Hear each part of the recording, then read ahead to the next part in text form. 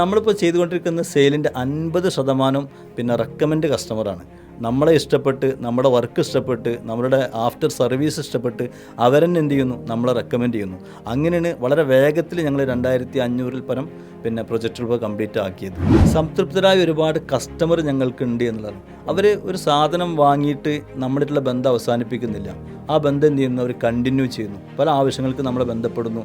അവരുടെ കുടുംബങ്ങളിലോ അവരുടെ പിന്നെ സുഹൃത്തുക്കളിലൊക്കെ സോളാർ ആവശ്യമുണ്ടെങ്കിൽ അവർ നമ്മളെ റെക്കമെൻഡ് ചെയ്യുന്നതിന് അപ്പുറത്ത് അവർ നമ്മളെ വിളിച്ച് പറയുന്നു, ഇങ്ങനെ നിങ്ങളെ നമ്പർ കൊടുത്തിട്ടുണ്ട്, അവർ ബന്ധപ്പെട്ടോ എന്നൊക്കെ പറയും.